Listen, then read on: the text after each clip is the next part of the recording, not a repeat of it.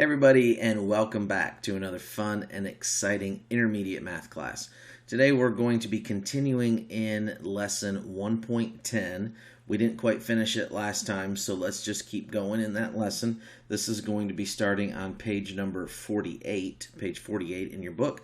And what we're going to want to do here is we're going to want to multiply fractions. In the last lesson, we did the addition and the subtraction of fractions, and in this lesson we'll be talking about how to multiply those fractions.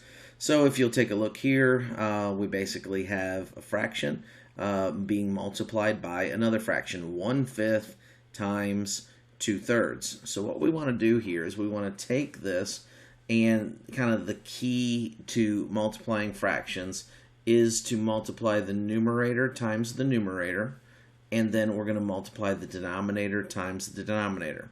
And that's really it. We may have to do some reducing, or we may have to do some, changing from a mixed number or something like that. But for the most part, that's all we have to do. So 1 times 2 is 2, and 5 times 3 is 15. So the answer to this would be 2/15. You would have to ask yourself, okay, now what does that need to be reduced? Does that need to be simplified in any way? And the answer is no, because it does not have a common factor between the 2 and the 15, so there is no way to reduce that one. All right, let's move on to this next one. What happens if you have one where you have, look, we have a whole number times a fraction? So what would we do here? The easiest thing, the best thing to do would just be to turn this 5 into a fraction. We can always put anything over 1, and that makes it a fraction. We don't change the value of it. It's just still 5, but now instead of just saying 5, we said 5/1. Same thing, doesn't matter. This is like saying 5 divided by one group, or divide 5 into one group. Well, if you divided 5 people into one group, you still have 5 people. So we didn't change the value of that by dividing it by 1. This is called the identity property. And so whenever we have a number, we can always divide it by 1, and that keeps the identity the same. So here's what we're going to want to do here. Again, we're going to want to do the numerators, and that's going to give us 5 times 2 is going to give us 10. And then we do the denominators. 1 times 7 is going to give us 7. And that would be the answer. Wait, almost. Notice this time we have what's called an improper fraction. We have that 10 up top. So we do need to do something about it. We need to knock that over and divide. 7 goes into 10 one time, and we get 3 left over, so that would be 1 3/7, because we would put the remainder over the divisor. So 1 3/7, that would be our answer for this problem. Okay? Don't forget to reduce. Don't forget to simplify your fractions. All right, so here we go. Next one. This time we have, again, a fraction times, now look what we have. We have a mixed number over here. So what are we going to do? Do you remember how to convert mixed numbers? Hopefully you do. If you don't, go back and watch the last lesson. So what we're going to do is we're going to take the 2 times the 3. I like to write that so I know what I'm doing. 2 times 3 is 6, and then we're going to add the numerator. So 2 times 3 is 6, plus 1 is 7. That's our new numerator. We keep the denominator the same. In other words, 3 1/2 is equal to 7/2. Okay? So now what I like to do is I just like to kind of start my problem over again with my new fraction that I'll be using here. So I would say 3/5 times, now I'm going to use this fraction, 7/2. Basically, I've taken this right here, this mixed number, and I've turned it into a fraction. All right, so now I would just multiply my numerator times my numerator, and I would end up with 21. Multiply my denominator times my denominator, and I would end up with 10. Notice, again, we have a situation where we have to do some simplification. We have the 21 over the 10. The 21 is bigger, so we have an improper fraction. We're going to knock it over, and we're going to divide. 10 goes into 21. How many times? That goes 2 times. And let's see, there's a 20 and a 1, and so it would be 1 over 10. So that would be our answer. 2 and 1 over 10 would be the answer to that one. Now, sometimes you can do simplification before you start, okay? And that's called canceling. Canceling is something that we can do either up or down, right? So we could do the numerator and the denominator. In other words, we could reduce it. Or we could cross cancel, but we can only cross cancel numerators with denominators. We can't cancel across like numerators and numerators. We can't cancel denominators and denominators, so we can only cross cancel. Numerator with denominator, denominator with numerator, okay? So what we first want to do is go ahead and simplify both of these into a mixed, or out of a mixed number and into an improper fraction. We need to get rid of the mixed number, okay? So 2 times 4 is 8, plus 1 is going to give us 9 over 2, times 3 times 1 is 3, plus 2 is going to be 5 over 3. Now we can multiply, but let's wait, because look what we can do. We have something that we can cancel right here, 9 and 3. And now notice how it's across from each other. So we can take that and we can use a common factor, and we can reduce those. Notice that 3 goes into both of these. 3 goes into 9 3 times. Notice we can't do anything here with these two. There's no common factor there. So it'd be 3 over 2 times, and then 5 over 3 goes into 3 1 time. Now we can go ahead and multiply our numerator times our numerator. It's going to give us 15. And then our denominator times our denominator is going to give us 2. We're not done yet. And that's maybe why students don't love fractions, is because it seems like there's always something else to do. But notice that we can knock this over and divide.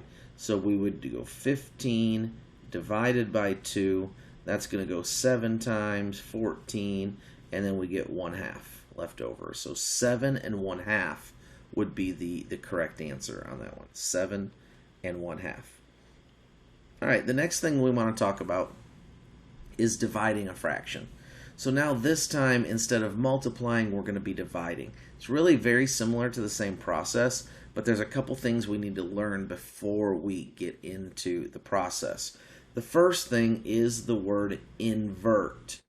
Invert. The word invert means to flip, okay? To switch the numerator and the denominator. So like if you had 1/2, if you invert that fraction, you would have 2 over 1, okay? If you had the fraction 7 over 8, you would have 8 over 7. You're just switching there. You're just flipping it, numerator for denominator, okay? The numerator becomes the denominator, denominator becomes the numerator. You're flipping the fraction. So that is to invert. The second thing that's important to know is the word reciprocal. A reciprocal is the new fraction that you created. So if I inverted 7 over 8, and that, when you invert it, it becomes 8 over 7, this fraction is called the reciprocal. This would be the reciprocal of that. The reciprocal of 7/8 is 8/7. We just flip the numerator and the denominator. So very important words right there. Invert means to flip, and the reciprocal is the new fraction that you created when you flipped it. Okay. Why do I need to know that? Well, I need to know that because it's part of the steps of dividing fractions. So here's what we're going to do. We're going to take step number 1, and we are going to invert the second fraction. So there's always going to be 2 fractions when you're dividing. You're going to take the second fraction, you're going to invert it, you're going to flip it.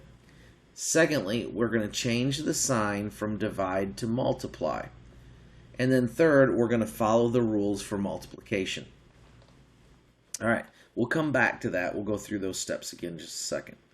Let's take a problem that we know the answer to. What is 32 divided by 4? Well, the answer to that is 8, right? Okay, so that's on your division tables. You should know that one. That one's a pretty basic question at this point in your math career. You should know that. 32 divided by 4 equals 8. Let me show that to you by using these steps, and we're going to actually turn these into fractions, and then we're going to follow the steps. So let's turn 32 into a fraction. So 32 over 1 divided by 4 over 1. We just turned both of those into fractions. We didn't change the value. We didn't do anything different or weird. We just made them fractions. That's all. Okay? Now, we want to follow our steps and divide. So how do we do that? Number one, we invert the second fraction. Let's invert this fraction. So to invert that fraction, we're going to flip it. So we're going to get, we'll just get the same thing, 32, 1 divided by, and here's the flip, 1 over 4. 1 over 4. So we flipped that fraction. Now the next step is to change the sign from divide to multiply. So this sign right here, we want to get rid of this sign. So now we have 32 over 1 times 1 over 4. We just changed the sign. You say, why do you change the sign? Just be patient, and I'm going to show you. So now look, now we just have a multiplication problem. So the last step is to follow your rules for multiplying fractions. So let's look at that. What would we do? Well, we just learned how to cancel, right? Look what happens when I cancel this right here. I get a 1, and 4 goes into 32 8 times. Now we would multiply our numerators, and we get 8. Multiply the denominators, and we get 1. 8 over 1 equals 8. And you say, wow, that was like really complicated. Why did we do that? When we already know that 32 divided by 4 equals 8. The reason I did it that way is to show you. I did it to prove to you that when you follow those steps, you will get the correct answer. So trust that process, and you will get it to give you the correct answer when you follow that process. What's the process? Let's do it one more time. We're going to invert the second fraction. We are going to change the sign from divide to multiply, and we are going to follow the rules for multiplying fractions. So let's go ahead and try one more of those. All right, so here we go. We have a division problem here. So notice we're going to follow the steps. The step number 1 is to invert this fraction. So 3 over 4 divided by 8 over 3. Okay, we just flip that second fraction. The second part is to change this division sign to a multiplication sign. Then the third step is to follow your rules of multiplication. So we can cross cancel. 3 goes into both of those. That's got a common factor of 3. Notice we have a common factor of 4. That goes in there 1 time, and 4 goes into 8 2 times. Now we can multiply numerators, 2, and now we can multiply denominators, 1, and that equals 2. 2 would be the correct answer for that problem.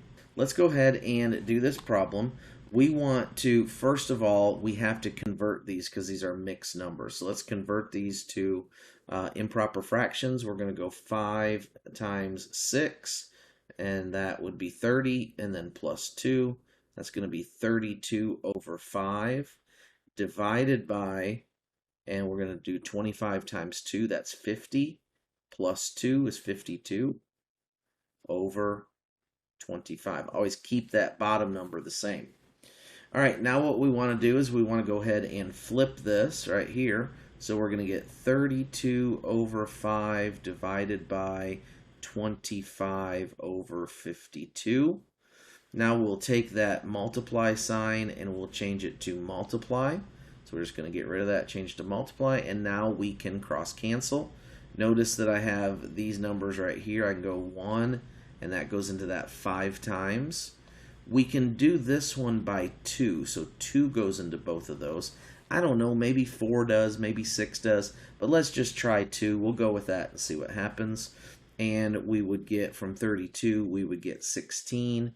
So we'd get 16 over 1 times 5 over, when we divide 2 into 52, we would get 26.